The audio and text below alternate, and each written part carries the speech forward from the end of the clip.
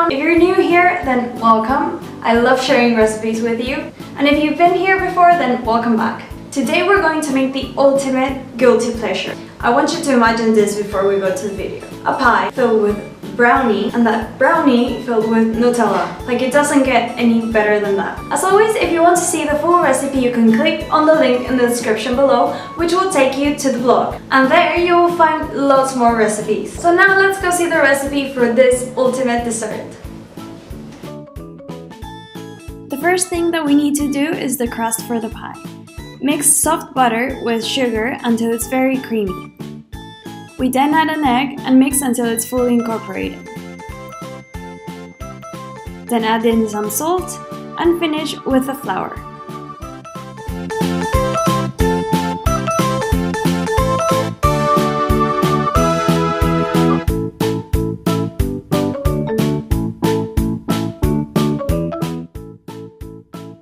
The dough will be really soft at this point, so it needs to rest in the fridge for about 30 minutes until it's stiff enough so that you can roll it out and put it inside your mold.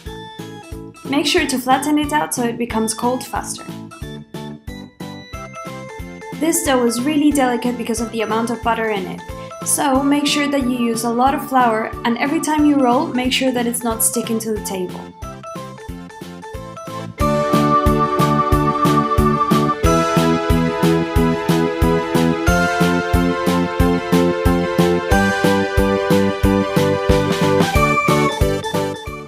Then pick it up with a rolling pin or fold it and put it on your mold.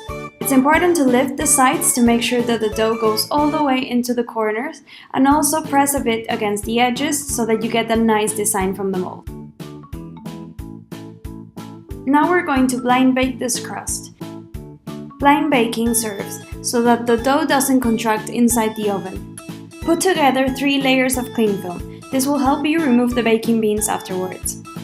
I used chickpeas and lentils because that's what I had in my house, but if you have any other bean, go for it. The only disadvantage is that you cannot cook them for eating afterwards. So if you do use that, make sure to store them afterwards and label them as baking beans. You can also buy the ceramic pellets that they sell specifically for this purpose. The result that you'll get is exactly the same no matter what you use. This goes into the oven at 180 for about 15 minutes or until you see that the edges are starting to get golden. Then you remove the baking beans using the cling film and pop it in there again for about 10 or 15 minutes until you start to see that everything's quite golden. Now that our crust is ready, let's go do the brownie. We first mix the oil with the sugar and then add the eggs. These are super fudgy, and you can do them not only with this pie but of course on their own as well.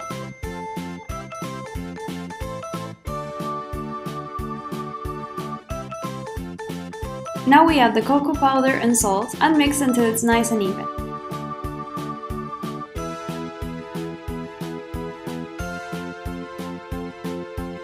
The last ingredients are some honey, which makes it extra fudgy, and flour.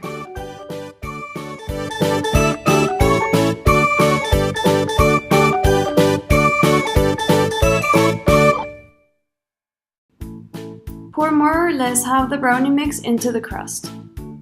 We then put the Nutella in. It's easier if you melt it a couple of seconds in the microwave before you put it on, so it's more liquid and easier to work with.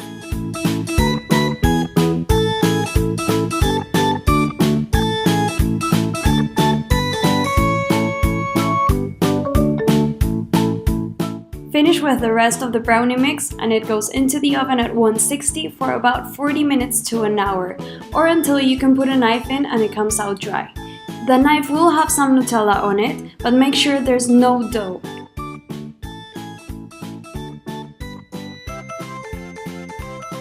I like to finish this pie with a bit of icing sugar. It has to be cooled down for this though. I like to make lines on it, and you don't need anything special for it, as you can see. And of course, the moment of glory is to cut it and eat it. It's incredible to see how fudgy the brownie is and how incredible the Nutella layer looks.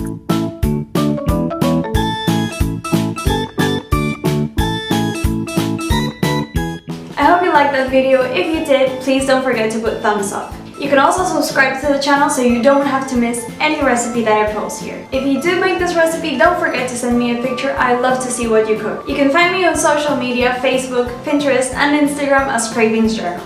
Thank you for watching and see you next time.